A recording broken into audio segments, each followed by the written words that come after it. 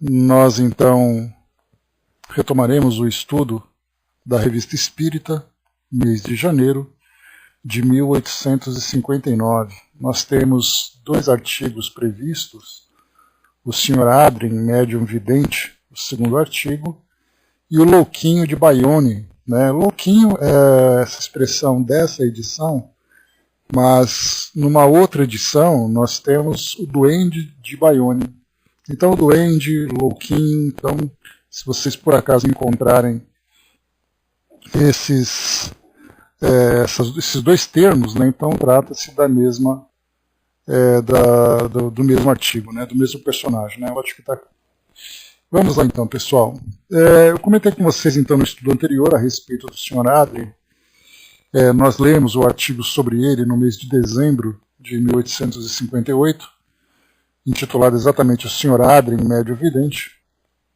Médium Vidente, e Kardec então apresentava esse membro da Sociedade Parisiense de Estudos Espíritas, com uma mediunidade ostensiva e que apresentava uma característica muito especial, que era exatamente da continuidade,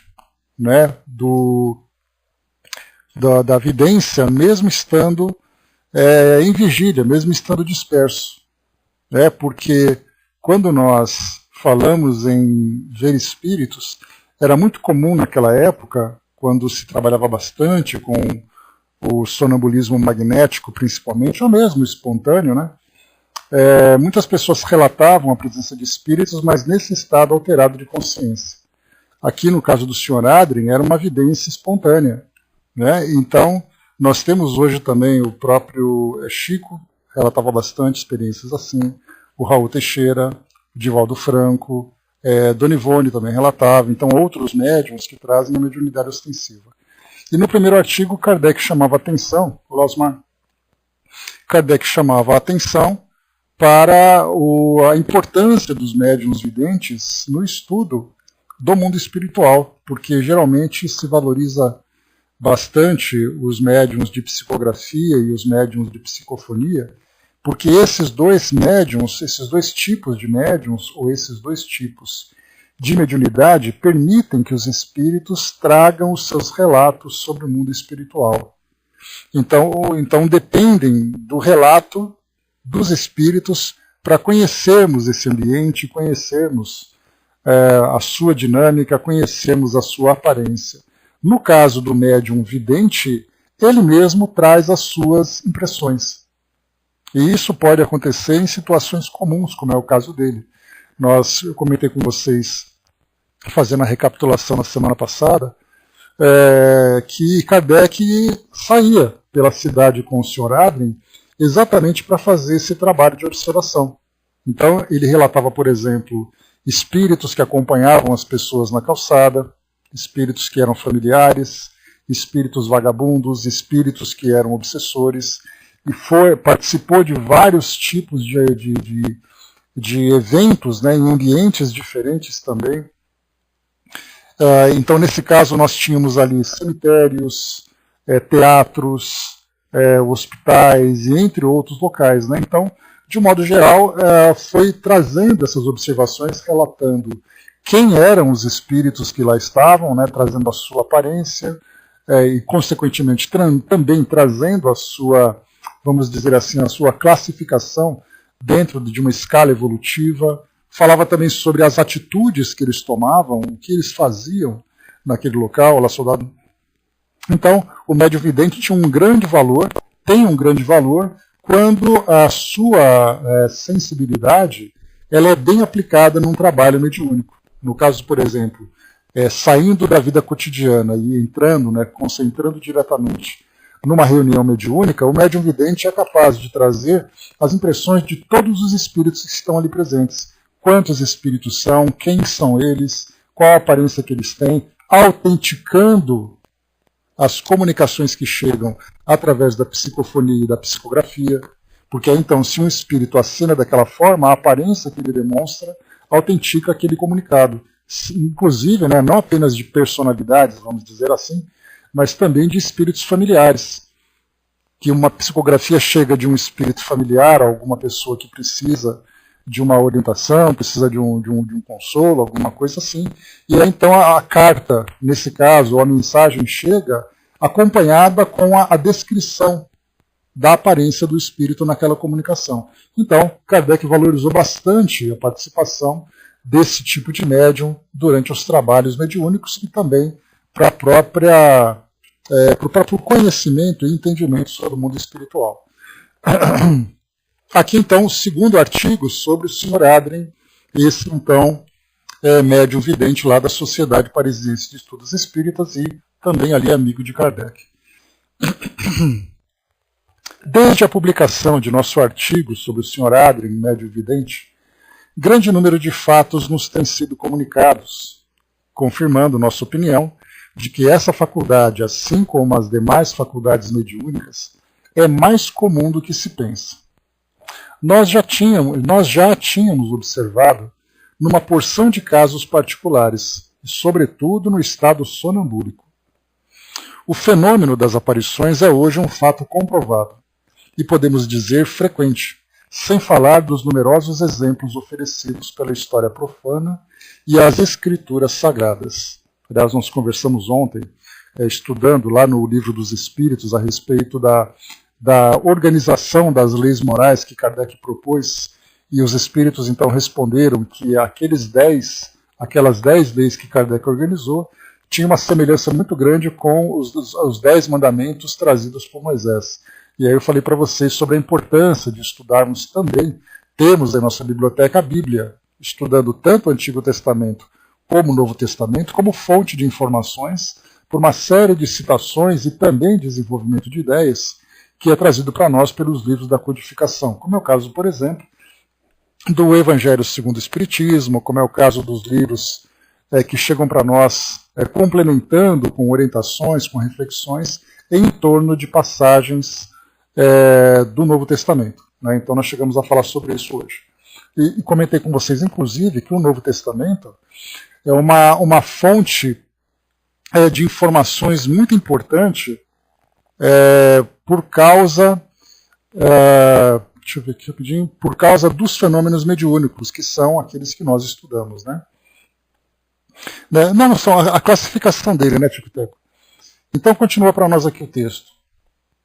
Muitas das que nos foram relatadas ocorreram pessoalmente com aqueles que nos informaram, mas quase sempre esses fatos são fortuitos e acidentais.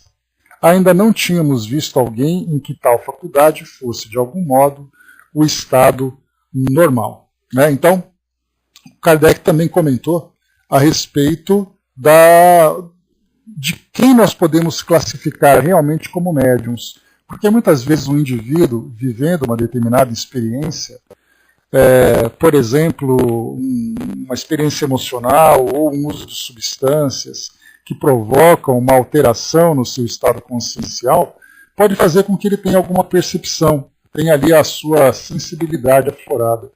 Mas no estado normal, no estado natural, ele acaba não tendo essa visão. Então nós não podemos classificá-lo como médium. Então o médium apresenta, né, uma constância na manifestação da sua mediunidade. E em especial aqui no caso da vidência, é muito comum pessoas relatarem terem visto um vulto, terem visto uma sombra, uma fumaça, qualquer coisa do gênero, que realmente era uma manifestação de aparição, mas que não era algo frequente para aquele indivíduo. Então aqui Kardec coloca que no caso do Sr. Adrien, esse era um estado permanente e normal. Né? O soldado colocou, né, precisa ter bastante dedicação para ler a Bíblia inteira. Sim, ler é uma coisa, e mais complicado ainda é estudar, né, soldado? Esse é o grande problema. E continua aqui para nós. No Sr. Adrien, ela é permanente. Onde quer que esteja, a população oculta que pulula à nossa volta lhe é visível, sem que ele a chame. Para nós, ele representa o papel de um vidente em meio a uma população de cegos. Vê esses seres que poderíamos chamar de duplicata do gênero humano, indo e vindo, misturando-se em nossas ações e se podemos assim nos exprimir, ocupados em seus negócios. Né? Aquilo que eu tinha falado para vocês, que o Sr. Adler, então, ele percebia quem eram os espíritos que se movimentavam entre os encarnados, qual era a aparência que eles tinham, suas características morais, que também poderiam ser observadas, e também as suas ações. Então, por isso, ele coloca para nós aqui, indo e vindo, misturando-se em nossas ações, e se podemos assim nos exprimir, ocupados em seus negócios.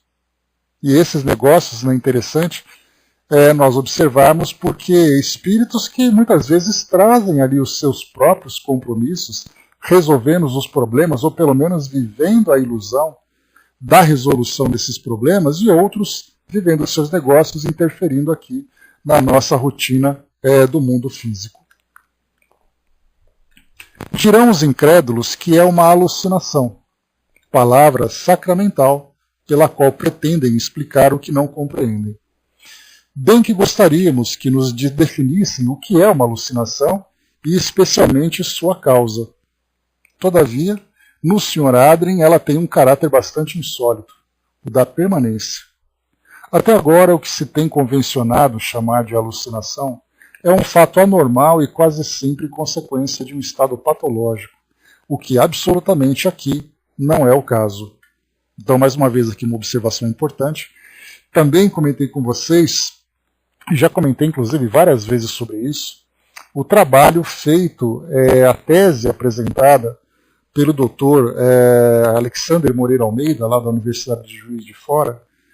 O seu doutorado, então, ele é psiquiatra, né, médico psiquiatra, e ele, então, lá nos Estados Unidos, ele apresentou, né, todo o conteúdo da sua tese para o doutorado que ele conquistou, e a sua proposta era exatamente fazer um exame dentro dos padrões psiquiátricos de um grupo de médiums aqui no Brasil. Então ele apresentou ali formulários, ele então fez ali entrevistas, fez algumas análises clínicas para poder comprovar qual era o estado psíquico dos médiums, porque nesse caso trabalhar com a mediunidade propriamente dita no campo da nossa ciência material é muito difícil, porque os elementos que são necessários para se comprovar uma determinada experiência é algo que nós não conseguimos alcançar ainda diante dos recursos que nós temos. Mas, no caso dele, a proposta não era analisar se eram médiums ou não, era analisar qual era o estado psíquico daquelas pessoas que apresentavam esse estado alterado de consciência, que era chamado então de mediunidade. Então, como a gente vê, a sua pesquisa então mostrou pessoas com graus intelectuais diferentes ou graus acadêmicos diferentes, estados sociais diferentes e também vários tipos de manifestações mediúnicas. E aí então a sua comprovação foi que a grande maioria daqueles que foram entrevistados apresentavam um estado absolutamente saudável dentro dos estudos psiquiátricos. E aqueles poucos que apresentavam algum tipo de alteração, pôde-se observar que não era a mediunidade a responsabilidade. Então, nesse caso que Kardec apresenta para nós, é exatamente isso, dizendo que essas visões representam uma alucinação. Como no caso do Sr. Adrien, essa alucinação era permanente, mas ele apresentava um estado absolutamente normal na sua saúde mental, então não era o caso, não poderia dizer que ele estava ali tendo uma alucinação. Como se explicar, então, esse tipo de fenômeno? Um homem que apresenta saúde mental absolutamente plena, mas que traz ao mesmo tempo esse tipo de visão. Como se justificar? E aí então começamos, né, a entrar nos diversos tipos de sistemas que vão apresentando, né, tentando encontrar uma desculpa, tentando encontrar uma justificativa, mas que acaba depois não encontrando sustentação por causa de outros elementos que não se encaixam nesse sistema. E continua. Para nós que estudamos essa faculdade, que a observamos todos os dias em seus mínimos detalhes, chegamos mesmo a constatar-lhe a realidade. Para nós ela não é objeto de nenhuma dúvida, e como veremos, auxiliou-nos notavelmente em nossos estudos espíritas. Ela nos permitiu utilizar o escalpelo da investigação na vida extracorpórea. É um archote na escuridão. Então, quando ele coloca, né, esse escalpelo da investigação, é aquela metodologia científica, né, que eu já apresentei para vocês várias vezes. Então, nós temos ali como elementos, primeiro, a observação dos fenômenos. Então, observar. Depois nós começamos, então, a trazer ali a análise. Depois nós temos ali a síntese, que é juntar todos os resultados, e depois chegarmos na conclusão. Então, observação, análise, síntese, conclusão. E a conclusão nesse caso, né? Então, é o que Kardec coloca, esse escalpelo da investigação na vida extracorpórea. Então, ele vai apresentando, né? Exatamente. Então, ele vai apresentando, né, os resultados dessa metodologia nesses fenômenos. E tudo isso começou a acontecer exatamente das primeiras manifestações que foram estudadas, né? Então, as mesas que se movimentavam, depois ali a tipologia, a sematologia, que foi os primeiros métodos de comunicação por parte dos espíritos, depois as comunicações propriamente ditas, começou a análise do conteúdo das mensagens que chegavam, enfim. Kardec foi então desenvolvendo as bases da doutrina espírita a partir da aplicação desse método.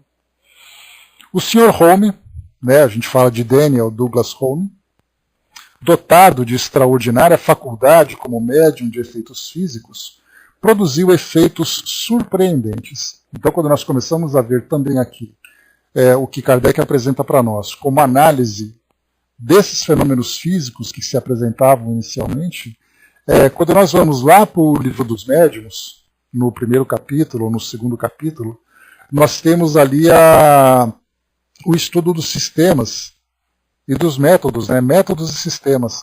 Então, muitas pessoas procuravam justificar aqueles fenômenos a partir de uma determinada linha de pensamento.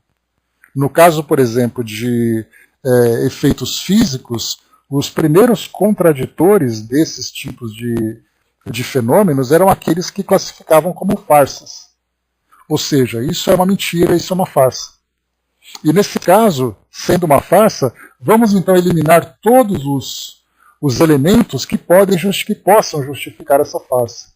Tem alguém escondido, tem alguma corda amarrada, tem algum mecanismo, tem ali alguém que inventou alguma coisa. Então Kardec foi eliminando todos esses detalhes que classificavam como farsa e chegou uma hora que não tinha mais explicação. Exatamente, a ideia da pegadinha naquela época, que era chamada de prestidigitação, que nos tempos atuais nada mais é, né, do que o ilusionismo, era algo muito comum naquela época. As pessoas ganhavam a vida, né? Nós conversamos bastante sobre isso na semana passada, trazendo para vocês aqui como era naquela época, quem eram os principais destaques, quem eram os opositores, né? Dentre eles, né, nós tínhamos ali o Harry Houdini, o mestre das escapadas, do ilusionismo, que era um declarado caçador de médiums falsos, principalmente, né? Então, nesse caso aqui, os efeitos físicos acabaram não tendo outra explicação, principalmente no caso do Sr. Home, aqui, que Kardec menciona, a respeito da manifestação, por exemplo, da materialização de mãos, objetos que tocavam sozinhos. Então, tudo isso foi trazendo ali uma convicção. Pelo menos, né, e como Kardec lembra, para aqueles que não acreditam, mesmo que seja ali uma manifestação absolutamente ostensiva, ele acaba rejeitando. Bom dia, Gilda. Continuando. O Sr. Adrien nos inicia na causa desses fenômenos, porque os vê produzir-se, indo muito além daquilo que impressiona os nossos sentidos. Então, no caso do Sr. Adrien, ele era um observador e ele via os espíritos provocando os fenômenos físicos. E aí, então, ia relatando para Kardec, detalhe por detalhe, o que ia se comprovando materialmente aos seus olhos, já que ele não tinha essa percepção. A realidade da visão do Sr. Adrien é provada pelo retrato que faz de pessoas que jamais viu, cuja descrição é reconhecida como exata.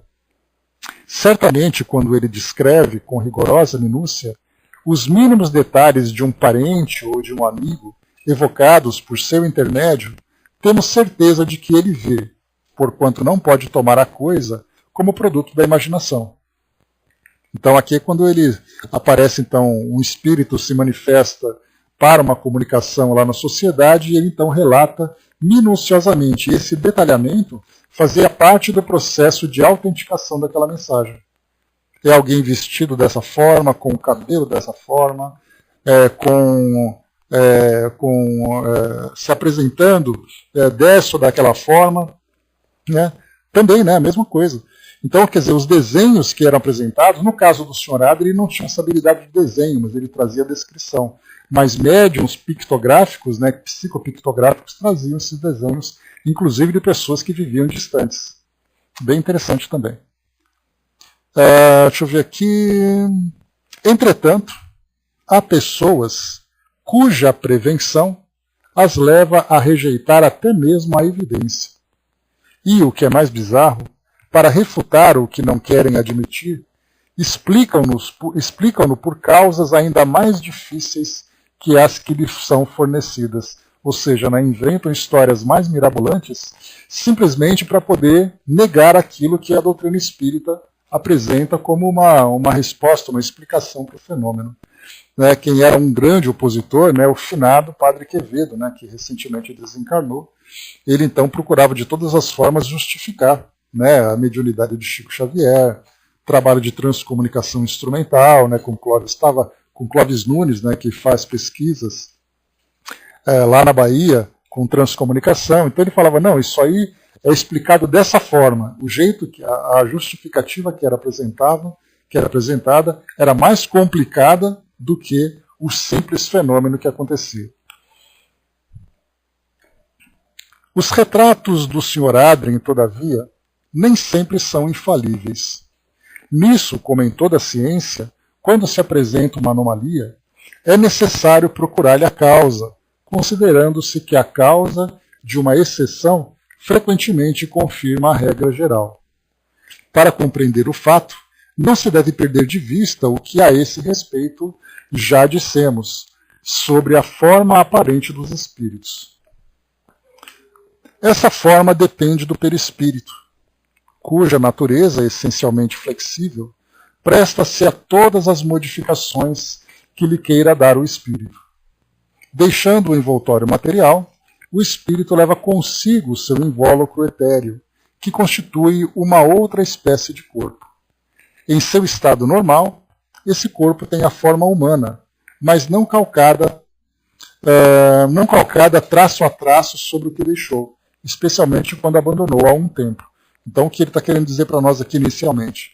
Que espíritos que tenham desencarnado já há algum tempo passam naturalmente por transformações, porque quando nós desencarnamos, a primeira imagem que nós apresentamos, vamos dizer assim, no mundo espiritual, diz respeito àquilo que recentemente nós deixamos, com relação a marcas, com relação a desgastes do tempo, a idade, características físicas, até mesmo, né, doenças que acabaram levando à desencarnação. Então o espírito, quando ele chega no mundo espiritual, a impressão que se encontra registrada na sua mente é aquilo que vai imprimir no seu perispírito a sua real aparência naquele momento.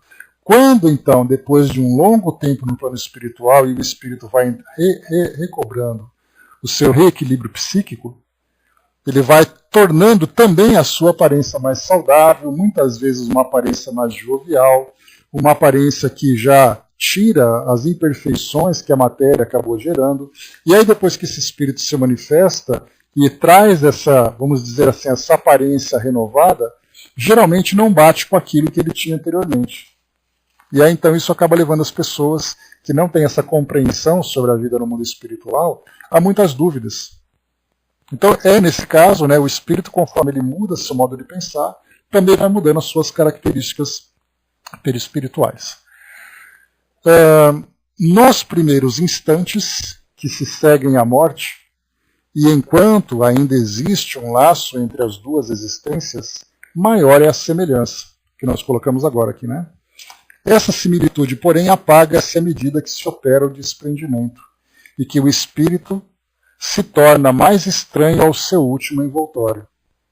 Pode, entretanto, sempre retomar essa primeira aparência, quer pela fisionomia, quer pelo vestuário, quando julga útil para se fazer reconhecer. Em geral, porém, Isso só acontece em razão de um grande esforço da vontade. Nada, pois, há de surpreendente que, em certos casos, a semelhança peque por alguns detalhes. Bastam os traços principais. Igualmente, no médium, essa investigação não é feita sem um certo esforço, que se torna penoso quando muito repetido. Suas visões ordinárias não lhe custam nenhuma fadiga, desde que não se apega senão a generalidades. Né? Ou seja, o que ele quer dizer aqui? Que no nosso dia a dia, quando a gente observa as ruas, os detalhes, por onde a gente passa, o lugar onde a gente mora, as pessoas com quem a gente conversa e tudo mais, nós temos ali uma olhada geral. Mas a partir do momento em que nós começamos a, por exemplo, você vai a um shopping, e se você parar para olhar todas as lojas, nos detalhes da vitrine, das prateleiras, chega uma hora que você não aguenta mais olhar. Porque você ficou prestando atenção. E esse prestar atenção, essa atenção que foi aplicada, acaba trazendo para nós um certo cansaço mental. Não é à toa que nós temos ali muitas pesquisas que são feitas a respeito da poluição visual. A poluição visual, a poluição auditiva. Então, quer dizer, quando nós aplicamos a nossa atenção, vem aquele desgaste mental. É a mesma coisa que o indivíduo que passa o dia inteiro lendo. E essa leitura acaba cansando, mas não significa que, se você não estiver lendo, você pare de ver as coisas no seu dia a dia. Então a gente está o tempo todo olhando para todo lugar. Só que é um olhar descontraído, um olhar genérico, um olhar sem muito esforço. No caso, por exemplo, de um médium vidente, que Kardec coloca aqui, quando ele então tem que ficar prestando atenção durante muito tempo nos detalhes que o espírito tem, é a mesma coisa de nós ficarmos prestando atenção nos detalhes das coisas à nossa volta. Chega uma hora que traz aquele cansaço, aquele desgaste, principalmente um desgaste mental e também um desgaste físico, principalmente nos olhos. Vem dor de cabeça, vem aquele embaçamento da visão e tudo mais, né? Então, pois é, e o detalhe, né, Tic-Teco, o soldado, que é colocado para nós, é que a vida para nós é tão dinâmica no dia a dia que a gente acaba não se atendo, né, não prestando atenção. Por isso que as pessoas dizem, olha, vá para a natureza, relaxe, foque em alguma coisa interessante, né, para você sair um pouco dessa rotina genérica que a gente vive, né, perdendo tantos detalhes que a gente tem. E continua aqui para nós. O mesmo ocorre quando vemos uma multidão. Enxergamos tudo. Todos os indivíduos se destacam aos nossos olhos com seus traços distintos, sem que nenhum deles nos impressione bastante a ponto de os podermos descrever. Para precisá-los, é necessário concentrar nossa atenção nos íntimos detalhes que queremos analisar, com a só diferença de que nas circunstâncias ordinárias, no nosso dia a dia, né, os olhos se voltam sob uma forma material, invariável, enquanto na vidência eles repousam sob uma forma essencialmente móvel, que um simples efeito da vontade pode modificar. Ou seja, o espírito está ali no momento e de repente ele não está mais. Então é toda aquela expectativa, aquela tensão, aquela concentração para fazer essa descrição. O que Kardec está explicando aqui então é a dificuldade que o médium vidente tem de trazer precisão nos detalhes comparado com aquilo que as características que aquele espírito, por exemplo, apresentava quando se encontrava encarnado. Saibamos, pois, tomar as coisas como elas são. Consideremo-las em si mesmas e em razão de suas prioridades. Não nos esqueçamos de que no Espiritismo absolutamente não operamos sobre a matéria inerte, mas sobre inteligências dotadas de livre-arbítrio, razão por que não podemos submetê-la ao nosso capricho, nem fazê-las agir à nossa vontade como se movêssemos um pêndulo. Toda vez que quisermos tomar nossas ciências exatas como ponto de partida nas observações espíritas, perderemos o rumo. Eis porque a ciência vulgar é incompetente nessa questão.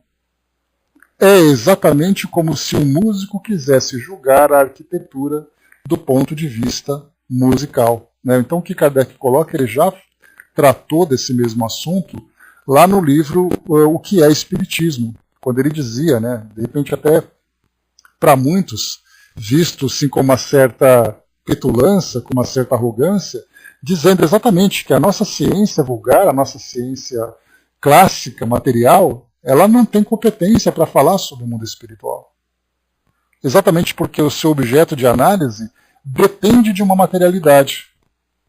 Agora, no caso do mundo espiritual, a metodologia pode ser aplicada, mas aí então nós vamos chegando às nossas conclusões pela observação, não pela materialidade. Então, por isso ele afirma novamente aqui aquilo que ele já afirmava anteriormente. E ele traz também lá no Livro dos Médiuns essa mesma comparação. Não adianta pedir para o músico fazer uma análise de arquitetura, a especialidade dele não é essa. No caso, por exemplo, da biologia, nós temos que analisar tecidos vivos. Como é que você vai analisar? Pedir, por exemplo, para um médico, pedir para um biólogo, para poder fazer um fisiologista, de um modo geral, fazer uma análise de um espírito, se o seu campo de atuação trata exatamente ali de tecidos vivos. A mesma coisa com o físico, que depende ali, ele pode até aprimorar seus equipamentos, mas se os espíritos, nesse caso, não conseguem sensibilizar, interferir nos nossos equipamentos materiais, então não tem como analisar. Apesar de que a gente, quando fala transcomunicação instrumental, é uma interferência dos espíritos nas ondas eletromagnéticas e, portanto, os aparelhos podem registrar. Né? Pois é, ainda tem tanta coisa para aprender ainda. Mas o detalhe, né, soldado, não é que apenas o fato de nós não conseguirmos ter um conhecimento amplo do que acontece aqui no nosso mundo material. É exatamente aquela negação, como quase preconceituosa.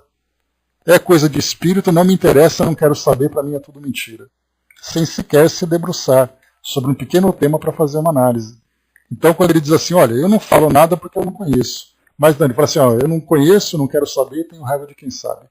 Né? Então esse é um problema que a gente acaba encontrando uma resistência já pré-concebida, muito grande, da parte da nossa ciência clássica, para estudar aquilo que acontece no mundo espiritual. Coisa que lá no final do século XIX para o começo do século XX, nós tínhamos ali cientistas, né, Cesare Lombroso, Gabriel Delany, William Crookes, Alexander Aksakov, outros grandes nomes que nós conhecemos, mas também ficaram só nesses nomes, né? Isso aqui está parecendo Copa de 70, né? O pessoal fala daquele time da seleção brasileira e parece que ninguém mais apareceu para fazer isso. Infelizmente, pelo menos na nossa ciência tradicional, ninguém apareceu mesmo. A não ser médicos, por exemplo, que procuram estudar sobre mediunidade e tudo mais, mas sem conseguir explorar o mundo espiritual propriamente dito. Né? Exatamente. Pois é, Tico Teco, aquilo que eu falei para vocês nessa semana, não sei se você estava por aqui, quando eu falava sobre a questão do ateísmo. Né? Muitas vezes a ideia, a filosofia ateísta, ela não é, na verdade, uma convicção a respeito do que existe, do que não existe além da matéria. É muito mais uma resistência às ideias religiosas que estão predominando. Então, como eu não gosto de igreja, não gosto dos religiosos, não gosto dos seus símbolos, então eu deixo de acreditar no mundo espiritual. Essa acaba sendo, né, infelizmente, a maior justificativa. Então ele não acredita porque aquilo que disseram para ele não foi satisfatório. E a ciência muitas vezes acaba entrando nesse mesmo campo. Eu não misturo, né, não misturo ciência com religião. Mas peraí, nós não estamos falando de religião. Nós estamos falando de elementos que precisam ser descobertos, precisam ser estudados. Agora, se você classifica a existência de um espírito como um dogma de uma determinada religião, aí então você se afasta dela sem sequer conhecer. É o que acontece hoje, infelizmente. É a mesma coisa quando você vai a um consultório médico, você fala assim, doutor, eu estou com uma dor de cabeça. É pirraça mesmo, e é mesmo. Eu estou com uma dor de cabeça, mas eu vou lá no centro espírita tomar um passe. O médico dá aquela coçadinha na orelha e fala assim, então vai, não vai te fazer. Caldo de galinha, água benta e cama não faz mal para ninguém, né? Então vai lá tomar, mas aproveita, passa na farmácia e compra esse remédio. Ou seja, né, não se estuda, por exemplo, a questão do magnetismo, como era algo muito estudado lá no século XVIII para o século XIX, Mesmer, né, com o magnetismo animal que nós estudamos, que depois acabou surgindo da própria homeopatia, que durante muito tempo também foi combatida. Então, toda essa dificuldade de conciliar as áreas de conhecimento aqui do nosso mundo material para estudar o espírito. Imagina se nós tivéssemos uma universidade formando uma equipe multidisciplinar para estudar, por exemplo, a questão da mediunidade do espírito de uma forma séria, de uma forma convicta, não para querer, não com ideias preconcebidas, o sucesso que nós alcançaríamos, né? Até mesmo a medicina chinesa, por exemplo, que tem o poder de cura, né, e existe na China, mas se a gente traz aqui para o Ocidente, isso não passa de uma crendice. E lá isso é oficial, se estuda a medicina chinesa em universidades, né? Mas vamos lá. O quanto ainda a gente tem que aprender, né? O Espiritismo nos revela uma nova ordem de ideias, de novas forças, de novos elementos. Revela-nos fenômenos que não se baseiam em nada do que conhecemos. Olha só, revela-nos fenômenos que não se baseiam em nada do que conhecemos. Na verdade, aqui o que nós temos são contos, são mitos, são histórias, né, mas nada real realmente. Saibamos, pois, para os julgar, despojar-nos dos preconceitos e de toda a ideia pré-concebida. Compenetremo-nos, sobretudo, dessa verdade. Fora daquilo que conhecemos, pode existir outra coisa, a não ser que queiramos cair nesse erro absurdo, fruto do orgulho, olha a pirraça aí, tic-tac, de que Deus não tenha mais segredos para nós. Então, quer dizer, tudo aquilo que a gente está conversando, Kardec vem afirmando aqui na sequência. De acordo com isso, compreende-se que delicadas influências podem agir na produção dos fenômenos espíritas. Mas há outras que merecem uma atenção não menos séria. Despojado do corpo terreno, o espírito conserva toda a sua vontade e uma liberdade de pensar maior do que quando vivo. Tem susceptibilidades que dificilmente compreendemos. Aquilo que muitas vezes nos parece simples e natural, o magoa e lhe desagrada. Uma pergunta imprópria o choca e o fere. Além disso, eles nos mostram a sua independência deixando de fazer o que queremos, ao passo que, por si mesmos, vez por outra fazem aquilo que nem teríamos pensado em lhes pedir. Kardec comenta aqui sobre a forma como pensam os espíritos, né? E o que ele chama atenção aqui para um detalhe é essa susceptibilidade. Ou seja, os espíritos parece que ficam mais sensíveis na relação conosco. Principalmente aqueles espíritos que chegam de um modo sério para trazer uma contribuição ou se manifestam com muita seriedade, muitas vezes sem qualquer conhecimento mais elevado, mas por exemplo, um espírito familiar de alguém, e ele então se manifesta. E esse alguém coloca em dúvida a sua existência. E aí começa a fazer pergunta para tirar dúvida, para poder ter aquela prova, né, dizendo assim, se você é você mesmo, me fala o que aconteceu aquele dia. Muitos espíritos acabam ficando, como foi colocado para nós aqui por Kardec, ó. Tem suscetibilidades que dificilmente compreendemos. Aquilo que muitas vezes nos parece simples e natural, o magoa e lhe desagrada.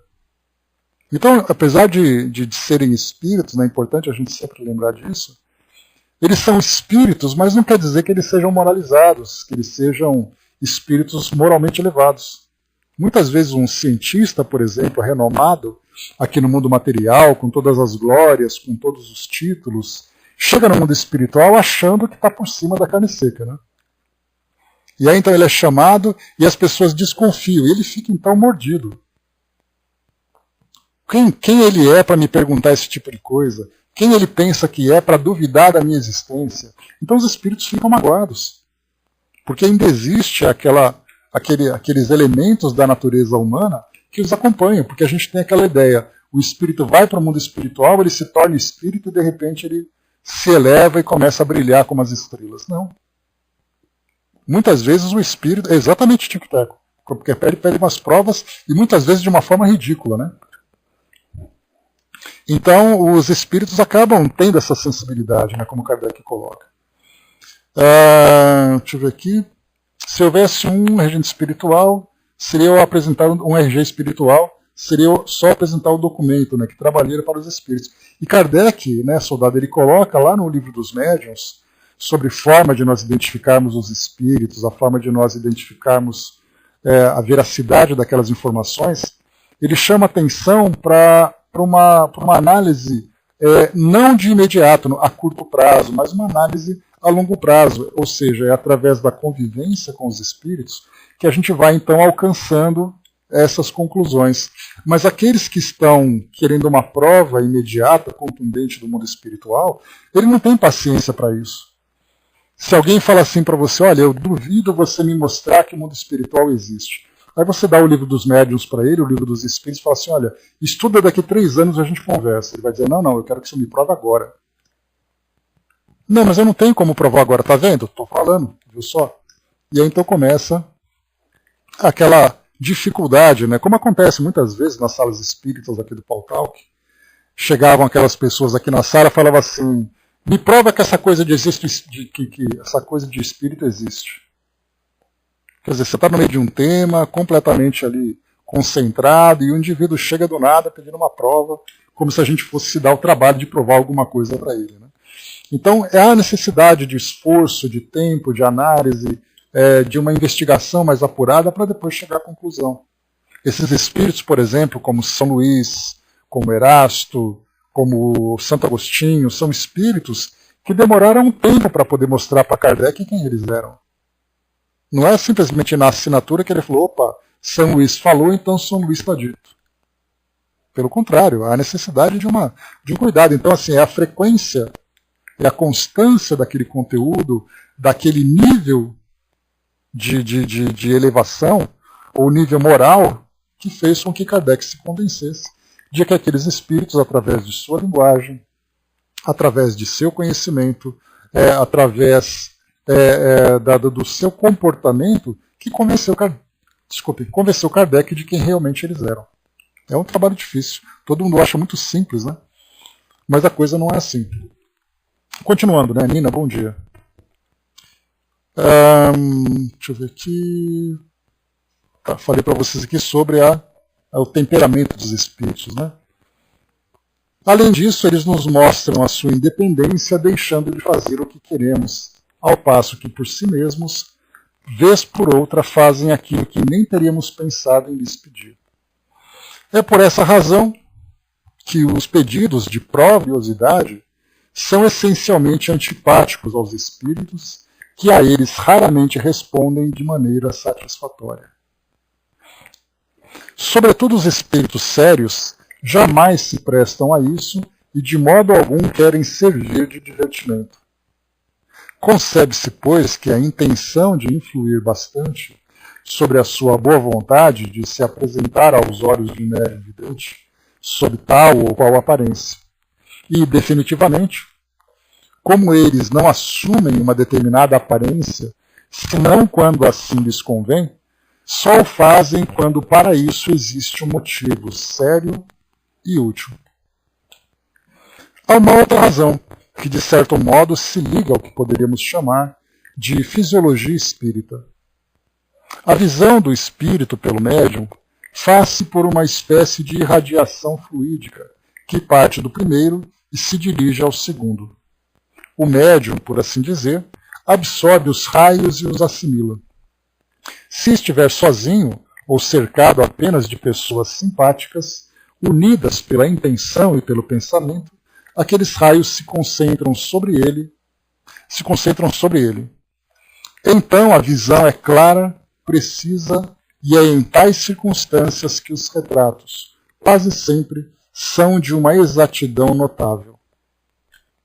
Se, ao contrário, em torno do médium há influências antipáticas, pensamentos divergentes e hostis, se não há recolhimento, os raios fluídicos se dispersam e são absorvidos pelo meio. Daí uma espécie de nevoeiro que se projeta sobre o espírito, não permitindo que se lhe distinguam os matizes. Tal seria uma luz com ou sem refletor. Uma outra comparação, menos material, pode ainda nos dar razão desse fenômeno. Todos sabemos que a verve de um orador é excitada pela simpatia e pela atenção do auditório, que, ao contrário, se ele for distraído pelo barulho, pela desatenção e pela má vontade, seus pensamentos já não serão livres, dispersam-se afetando o seu raciocínio. Bom, isso aqui é todo dia a gente vive isso, né? Nós temos um grupo que tem aqui um pensamento harmônico em torno dessa lição, em torno dos pontos de vista em torno dessa lição, né, sobre essas lições, e aí então fica fácil nós desenvolvermos um raciocínio. Agora imagina, por exemplo, se eu fosse tratar desse artigo, com essa análise, num grupo de pessoas que tem ali um pensamento diferente da doutrina espírita.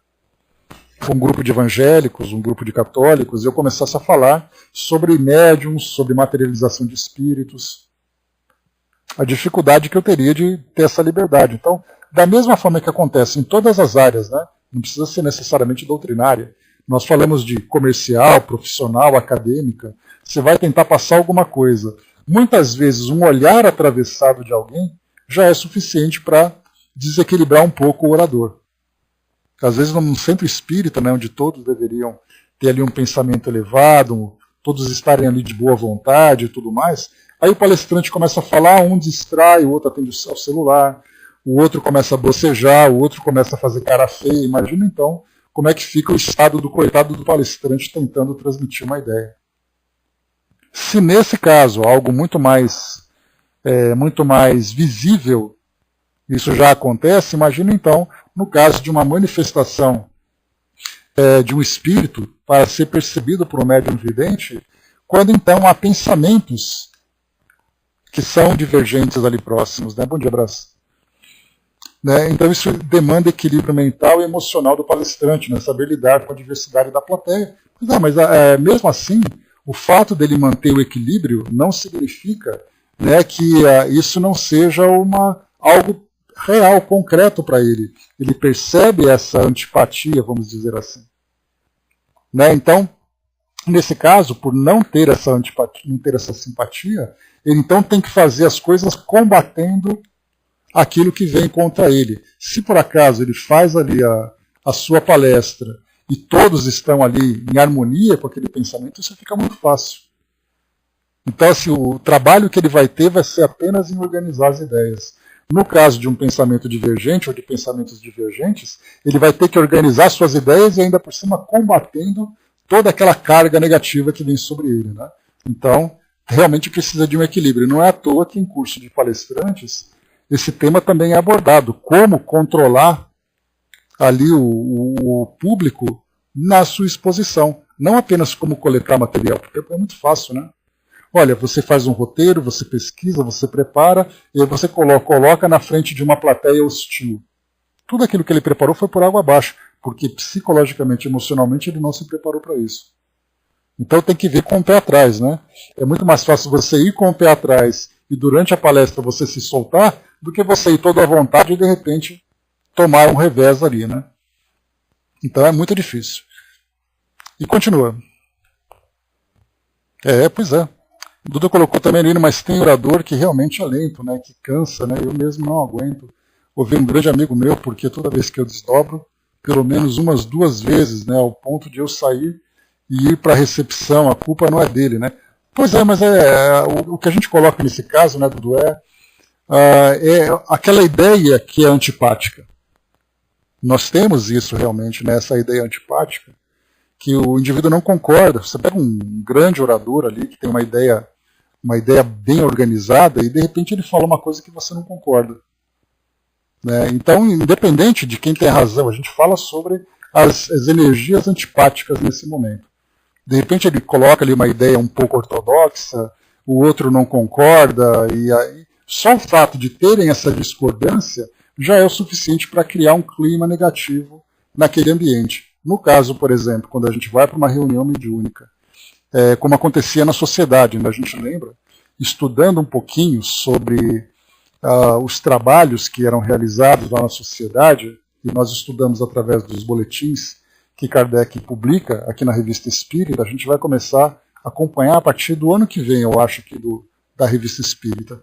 Ele publica uma vez por mês, uma vez por semana, toda quinta-feira, naquela época, ele publicava então os boletins.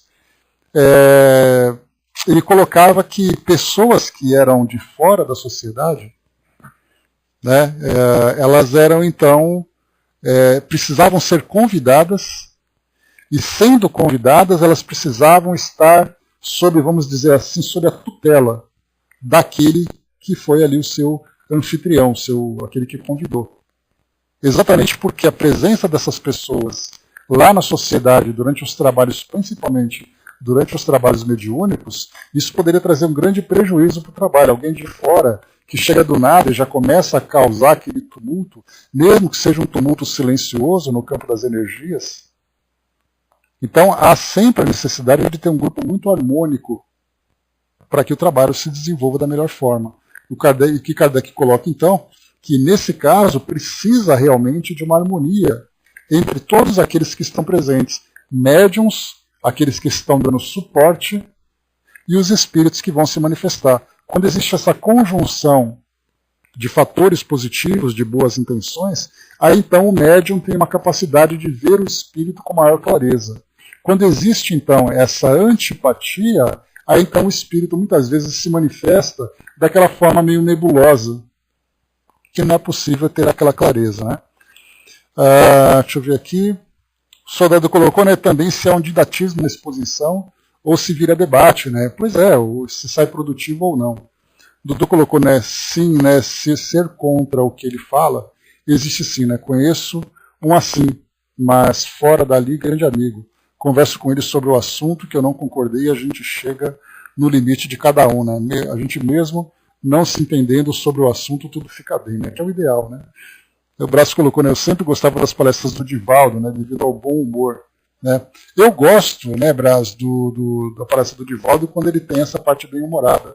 Mas quando ele traz assim aquelas definições, aquela coisa muito teórica, eu acho que fica um pouco monótono. Então ele começa a falar, de repente eu falo assim, vou contar uma história para vocês. Aí eu já me ajeito porque eu sei que vem coisa boa, né? Agora quando vem assim aquelas histórias, né? Às vezes ele vai contar a história da casa, ele conta a história de quem fabrica o tijolo, e vai chegando, e vai falando, aí você, chega numa hora que você fala do que ele está falando mesmo, né, eu acabo me perdendo, né, e tem palestrantes que é assim, às vezes eu também sou assim. Mas vamos lá, vamos em frente.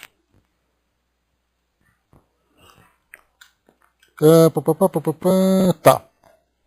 O espírito, que é influenciado por um meio absorvente, encontra-se no mesmo caso.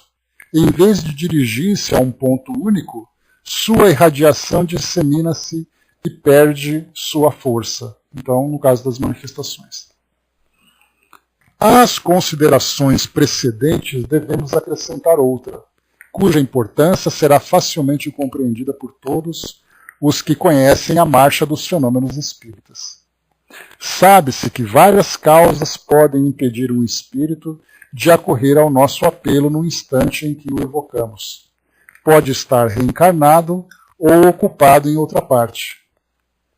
Ora, isso Kardec, então, ele traz ele está justificando para os leitores por que nem sempre as manifestações acontecem do modo como nós gostaríamos. Às vezes você faz uma evocação e o espírito não comparece. E aí está dizendo, tá vendo? Só não apareceu porque eu estou aqui. Mas aí nesse caso Kardec explica, primeiro, o espírito pode estar reencarnado, principalmente se foi um espírito que teve uma desencarnação num passado não muito próximo. O espírito pode estar ocupado e essa ocupação pode ser desde uma atividade que ele esteja realizando, até mesmo a um tratamento a que ele esteja se submetendo, pelo fato de não estar em condições de se manifestar. Pode ter ali vários motivos. Da mesma forma, alguém te convida, vem para a minha festa que vai ser amanhã à noite. Você vai apresentar sua justificativa. Então ali os espíritos a mesma coisa, nem sempre eles podem. E isso mostra não algo negativo, mas o lado positivo, que é exatamente a independência dos espíritos. E por isso, então, a grande seriedade para a organização de reuniões mediúnicas. Ora, entre os espíritos que se apresentam, quase sempre simultaneamente, deve o médium distinguir aquele que solicitamos, e caso aí não esteja, pode tomá-lo por outro espírito, igualmente simpático à pessoa que evoca, o que pode acontecer também. Às vezes, numa reunião mediúnica, tem espíritos ali que, dependendo da forma como as coisas se organizam, os dois espíritos querem falar ao mesmo tempo, um na frente do outro. E aí, então, cabe ao médium saber exatamente a quem ele vai dar aquela passividade, né? Descreve o espírito que vê, mas nem sempre pode garantir se trata dessa ou daquela entidade. Se, entretanto, o espírito que se apresenta é sério, não se enganará quanto à sua identidade. Se o interrogam a respeito, poderá explicar a razão do equívoco e dizer quem ele é. O meio pouco propício será também prejudicial, mas por outra razão. Cada indivíduo tem, por acólitos, espíritos que simpatizam com os seus defeitos e com suas qualidades. Tais espíritos são bons ou maus, conforme os indivíduos. Quanto maior for o número de pessoas reunidas, maior será a variedade de espíritos e maiores as possibilidades de encontrar antipatias. Se, pois, numa reunião, há pessoas hostis, seja por pensamentos difamantes, seja pela leviandade de caráter, seja ainda por uma incredulidade sistemática, por isso mesmo atrairão espíritos pouco benevolentes que, com frequência, entravam as manifestações de toda a natureza, tanto escritas quanto visuais. Daí a necessidade de nos colocarmos nas mais favoráveis condições se quisermos obter manifestações sérias. Manifestações sérias. Quem quer o fim, quer os meios. As manifestações espíritas não são coisas com as quais possamos brincar impunemente. Sede sérios na mais rigorosa acepção da palavra. Se quiserdes coisas sérias, De outro modo, sereis joguetes dos espíritos levianos, que se divertirão à nossa custa. Então, Kardec trouxe para nós aqui um tema basilar, que era exatamente o Sr. Adrien, médium vidente, e depois ele começou a trazer para nós explicações mais abrangentes, e mais práticas também, para a compreensão dos fenômenos e também para a organização das reuniões mediúnicas. Então, de grande proveito aqui para os grupos de trabalhos mediúnicos. Hoje nós temos centros espíritas que tem ali um método, uma metodologia já bem desenvolvida, orientações e tudo mais, mas naquela época, nós lembramos, é importante nós contextualizarmos esses artigos, naquela época era dirigido para grupos familiares. Então eram pessoas em casa que se juntavam, como o próprio Kardec fazia também, para fazer as suas evocações, ou conhecer o mundo espiritual, ou conversar com espíritos familiares e tudo mais. Mas aí então, nesse caso, muitas pessoas curiosas eram convidadas. Vamos em casa amanhã que a gente vai fazer uma reunião mediúnica. E aí o indivíduo vai, quero só ver o que vai acontecer. Quero ver se o Gasparzinho vai sair ali chacoalhando cortinas. Só que aí então, isso acaba sendo um ponto muito negativo.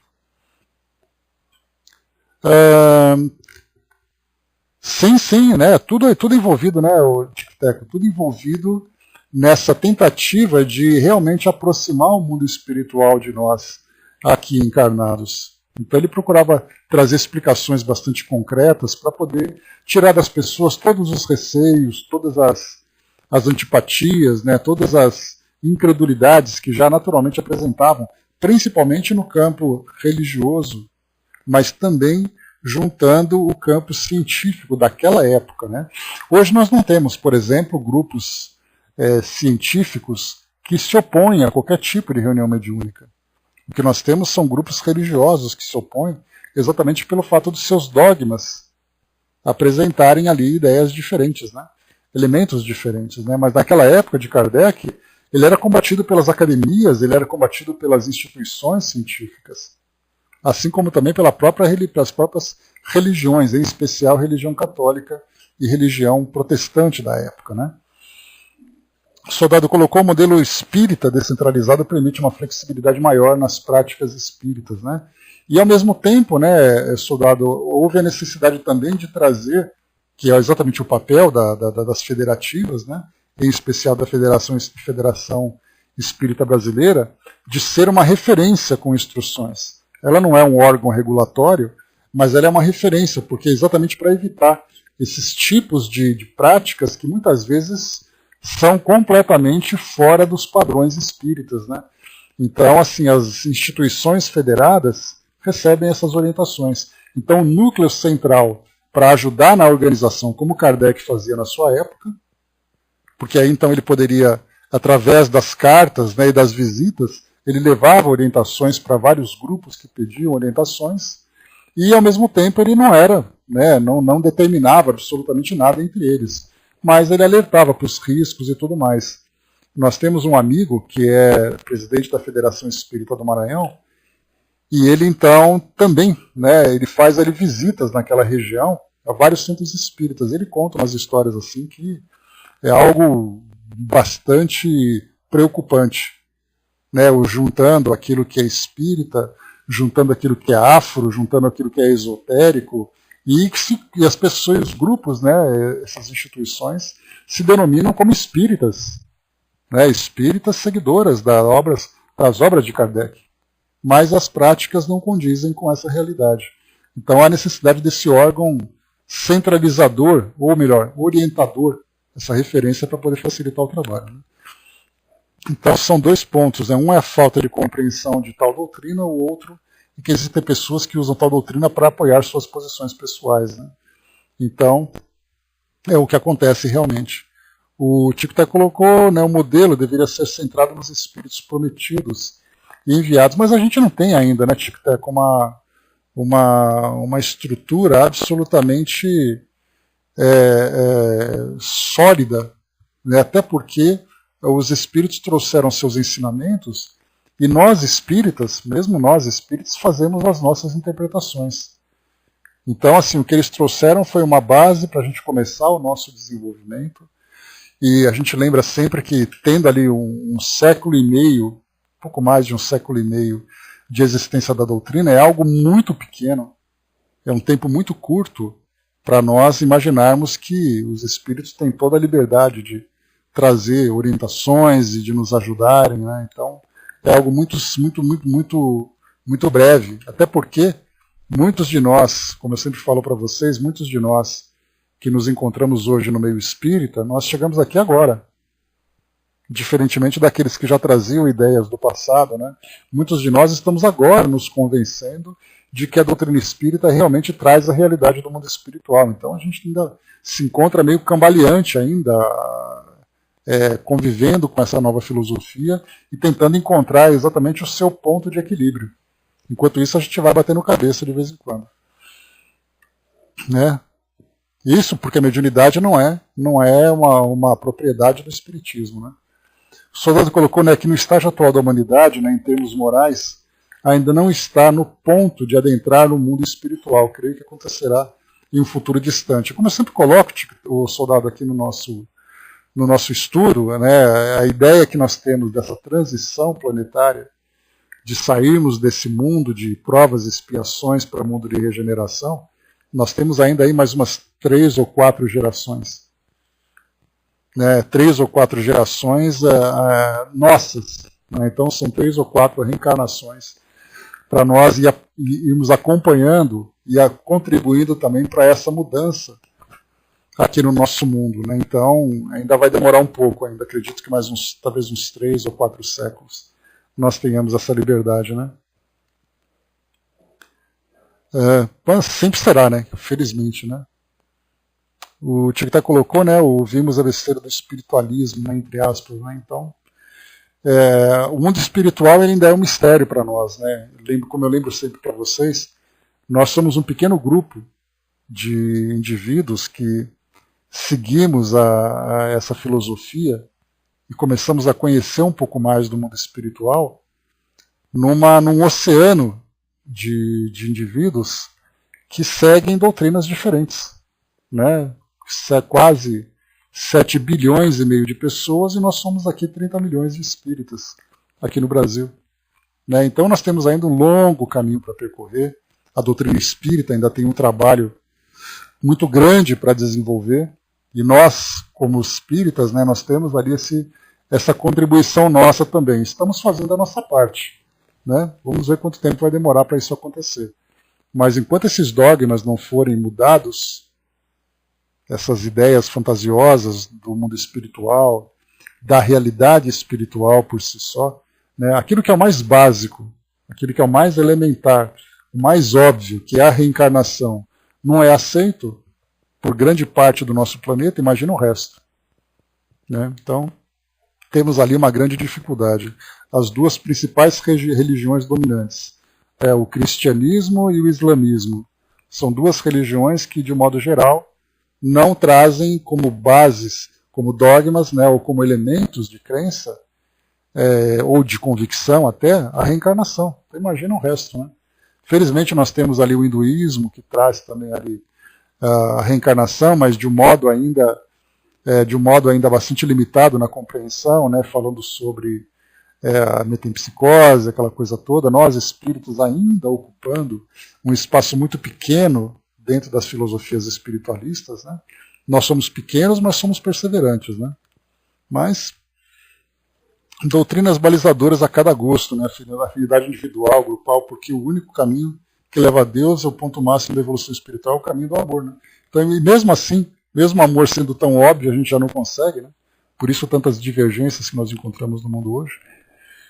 Né? Então vamos lá. Mas é isso aí, pessoal. Eu ia trazer para vocês aqui o segundo artigo, o Louquinho de Bayonne, né? Ou o Duende de Bayonne, mas chegou aqui no nosso tempo, a gente conseguiu aproveitar bastante esse artigo, falando sobre o Sr. Adrien, e também tratando aqui de vários temas relacionados às manifestações mediúnicas.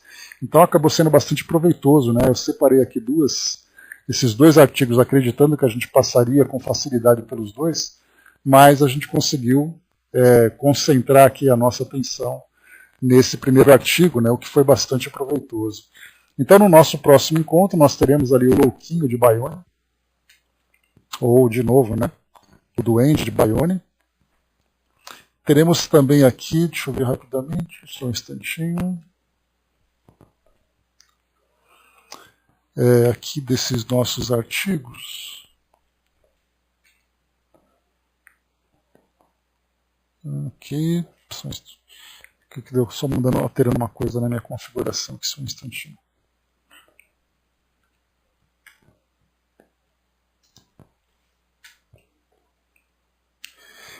Teremos aqui